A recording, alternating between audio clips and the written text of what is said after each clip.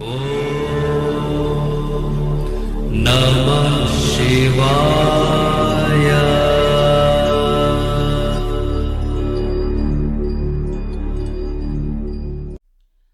ओम नमः शिवाय। मैं हूं एस्ट्रोलॉजर के सिन्हा और मैं अपने यूट्यूब चैनल पर आप सभी का हार्दिक स्वागत करता हूं। देखिए, हम लोग बात करेंगे लोकसभा चुनाव यानी 543 जो सीट्स होती हैं उसको हम उसी पार्ट में डिवाइड करके प्रेडिक्शन कर रहे हैं, क्योंकि अलग अलग दिन चुनाव होने हैं। 7 चरणों में होगा, इसलिए मेरा भी प्रेडिक्शन नंबर 3 है। ये तीसरा पार्ट है और तीसरे चरण जो होंगे वो 7 मई को होने वाले हैं। उस दिन चैत्र कृष्ण पक्ष की चतुर्दशी तिथि रहने वाली है और जो चंद्रमा का गोचर होगा वो अश्वनी नक्षत्र में दोपहर 3 बजे तक रहेंगे। उसके बाद भरणी नक्षत्र में चंद्रमा का गोचर होगा। बहुत बाकी सारी चीज़ें भी हैं, लेकिन हम पॉइंट टू पॉइंट बात करते हैं कि कितनी सीटें थर्ड फेज में मिलेगी। और ये थर्ड फेज एक टर्निंग पॉइंट रहेगा एनडीए के लिए। अब इसमें चुनाव जो होने वाले हैं थर्ड फेज को लेकर, क्योंकि मैं जो एक्सेल पे कैलकुलेशन किया हूँ उसके हिसाब से मैं चेक कर रहा हूँ। यहाँ पर एनडीए गठबंधन की बात किया जाए, एनडीए गठबंधन के लिए 2024 के फेज 3 में सबसे पहला जो होगा वो असम थी 4 सीटें, यानी असम की टोटल जो 14 सीट थी, पहला 5, दूसरा 5 और लास्ट में 4 सीटें।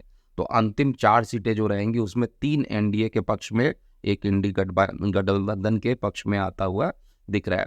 बिहार की जो 40 सीट है उसका थर्ड फेज में 5 सीटों पर चुनाव होंगे, जिसमें से 3 एनडीए और एक जो रहेगा वो इंडी गठबंधन को मिलेगा। इसके बाद हम बात करते हैं छत्तीसगढ़ को लेकर।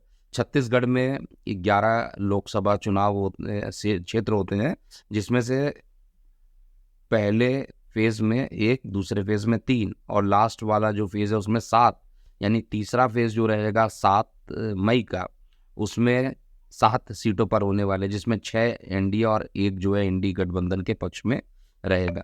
गोवा की 2 सीटें जो रहेगी वो एनडीए के पक्ष में आएगी और इंडी गठबंधन का खाता भिजवाने को लेगा। इसके अलावा गुजरात की बात किया जाए तो 26 में 26 सीटें इस बार भी रिपीट करने वाली है। इस यहीं से एक टर्निंग पॉइंट आएगा फेज 3 में एनडीए के पक्ष में। इसके अलावा कर्नाटका के लिए, क्योंकि मैं बताया कर्नाटका में बहुत अच्छा प्रदर्शन एनडीए का नहीं होने वाला है। पहले फेज में ऑलरेडी बता चुका हूँ, जो सेकंड फेज में चुनाव होगा उसमें 5 और 9 की गणना पिछले बार बताया था। अभी 8 और 6 14 सीटें रहेंगी। इस 14 सीट में 8 सीटें जो रहेगी वो एनडीए के पक्ष में और 6 सीटें जो रहेगी इंडी गठबंधन के पक्ष में रहेगी। लेकिन पहले पक्ष में उल्टा है, पहले पक्ष में जो है एनडीए को 5 और इंडी गठबंधन को 9 सीटें मिलेगी। इसके अलावा देखिए, इस पूरे शीट को मैं ज़रूर अपने वेबसाइट पर इसको शेयर करूँगा और आप मेरे वेबसाइट www.kundaliexpert.com पर जाकर आप चेक कर सकते हैं, डाउनलोड कर सकते हैं इस पूरे सीट को।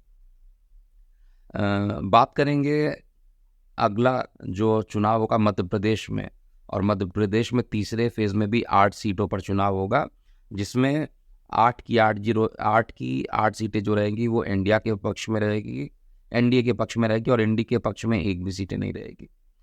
महाराष्ट्र में 48 में से तीसरे चरण में 11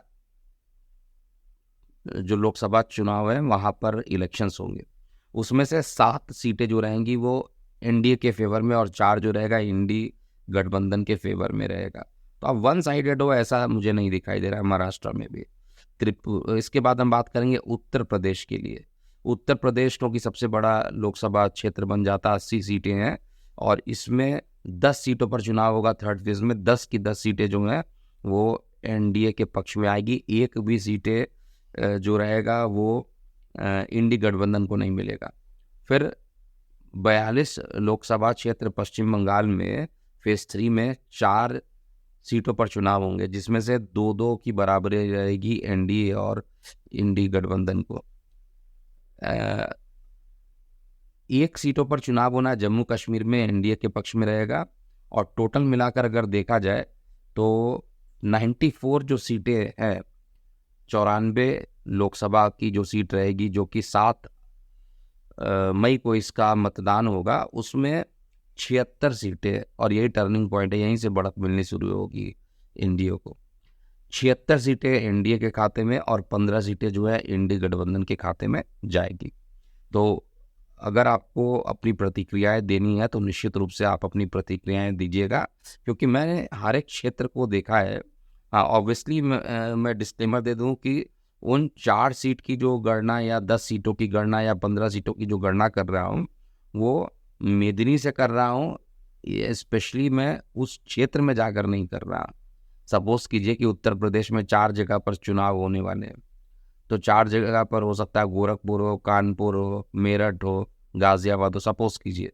तो मैं उन 4 अलग अलग जगह की मेदिनी नहीं बना रहा हूँ, मैं उत्तर प्रदेश का मेदिनी बनाकर उसके हिसाब से परसेंटेज वाइज मैं वहाँ पर कैलकुलेशन कर रहा हूँ और उसके अकॉर्डिंग जो आ रहा है वो, और जो पहले कैलकुलेशन करता हूँ चुनाव में वही उसी तरीके से कर रहा हूँ। तो थर्ड वाले फेज में एनडीए एक बड़ा मार्जिन आगे बढ़ाएगा और यहीं से टर्निंग पॉइंट स्टार्ट होने वाला है। लेकिन पहले फर्स्ट फेज में 51-51 का neck to neck, second phase में 45-43 का नेक टू नेक ही कहा जाएगा, लेकिन तीसरे फेज में एकदम एक साथ 76 सीटें आ जाना और दूसरे पक्ष को 15 सीटें आना है और लगभग 60 सीटों का डिफरेंस कर देना, यहीं से टर्निंग पॉइंट स्टार्ट होने वाला है।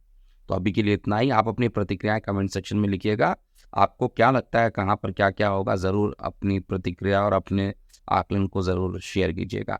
ओम नमः शिवाय।